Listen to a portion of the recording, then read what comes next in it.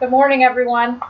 I hope you had a great evening yesterday evening with the Lord. I wanted to do a video, just a quick video with some random thoughts. I wanted to thank everyone for praying for my sister and for my mother. I truly know that the Lord is in control.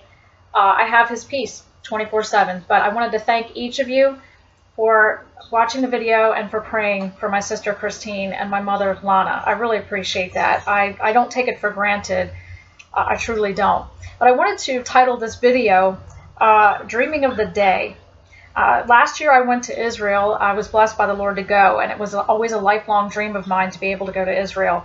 I never thought it would happen until our church decided to plan a trip there a year ago, and the Lord just had his hand on it the entire time I was there. I felt him so strongly and so intimately that the only thing missing was his physical presence.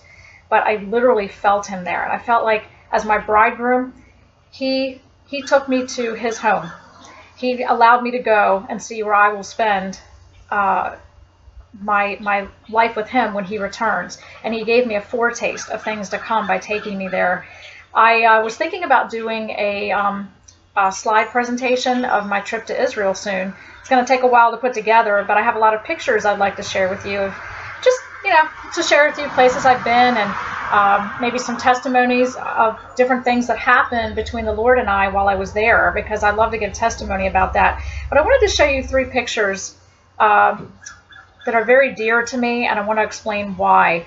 I have a picture here of Jerusalem behind me with the Eastern Gate and the Temple Mount, and the Eastern Gate has always been precious to me. For years on my PC, I had a picture of the Eastern Gate as my desktop picture with a view from the top of the Mount of Olives looking down at the Eastern Gate, and I would just sit and look at that and gaze at that picture and just dream and say, oh, I can't wait until he comes. I can't wait until he comes. I wish I could be there myself to see this and stand on the Mount of Olives myself. And little did I know the Lord was going to make that come true for me. And to tell you the truth, I truly feel like I left my heart there.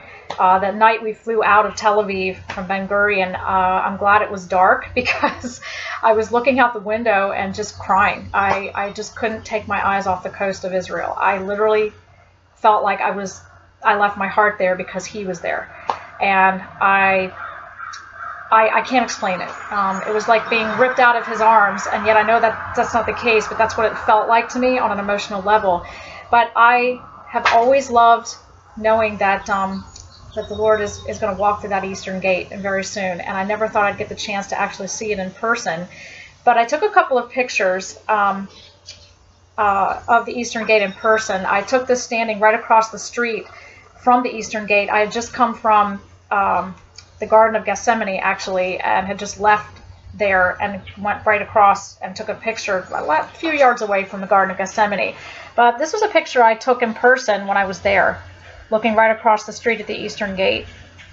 And as I stood there looking at it, I just pictured Zechariah's prophecy of the Lord's feet touching down on the Mount of Olives, and the Mount of Olives splitting in two. And I literally just sobbed. I was sitting there just looking at it and looking at it. I wish I could have been left alone just for hours with the Lord. I sometimes wish I wasn't surrounded in a tour group because I needed more private time with him. But I literally just broke down. I can't explain it. There was emotions that came over me being there that I do not know how to convey. And that's why I'm glad the Lord knows our hearts when we don't know how to express that groaning. This was another picture that I took from on top of the Mount of Olives. The first one I showed you was literally right across the street from the Eastern Gate as you exit the Garden of Gethsemane. This, I was on top of the Mount of Olives and took this picture of the Eastern Gate and the Temple Mount in Jerusalem. And again, standing on top of the Mount of Olives, I literally kept thinking about Zechariah 14 the entire time. And some of the people that I was there with, to be honest with you, did not know about Zechariah 14's prophecy. So some of the people in our tour group, and they were asking me, why is this so important to you, Angie? And I was able to share with them, Zechariah 14, and I was able to quote it for them and tell them. And I said, you're standing on the exact spot where this is going to take place. This is why it matters so much. So the Lord gave me an opportunity to share that with people that weren't even aware of Zechariah's prophecy. So I really appreciate the opportunities he's given me. And I have one more picture to show you. I actually dropped it, so let me just pick it up real quick. But this is a picture of me standing on the Mount of Olives and the Eastern Gate. I told the person taking the picture, please be sure you get the Eastern Gate right next to me. But this is a picture last year. And like I said, I'd like to do more videos, or at least a slide presentation, just sharing my trip with you. And maybe I can go over some testimonies of things that the Lord taught me and showed me while I was there. I just like to share my heart with you guys.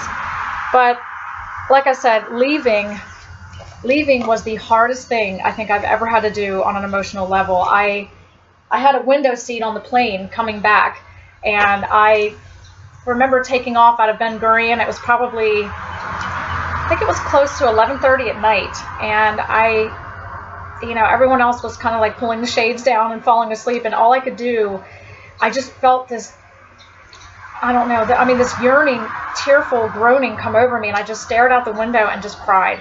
And like I said, I'm glad it was dark and nobody could see me, because it was just one of those moments that I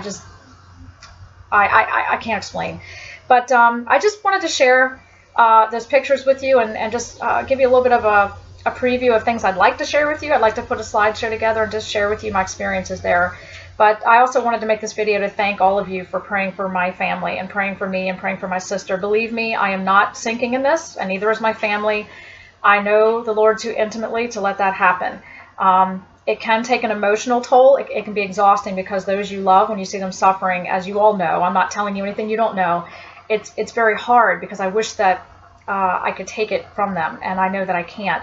But I reminded my sister yesterday in our conversation on the phone that I would be there for her in whatever way I could, talking with her, staying with her. Remember when Jesus was in Gethsemane, all he wanted was his disciples to stay with him, stay awake with him before he suffered.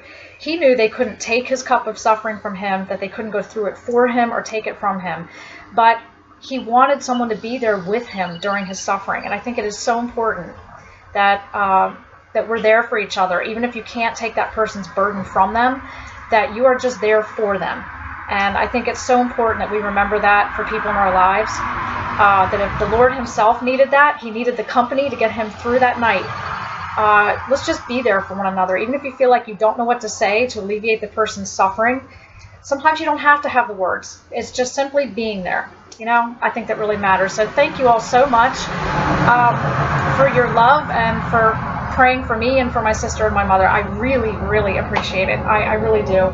So if I don't answer individually to each comment that you leave, please know that I'm reading it. I'm reading your statements, and it really, really edifies me and lifts me up. So I just wanted to thank you. God bless you guys.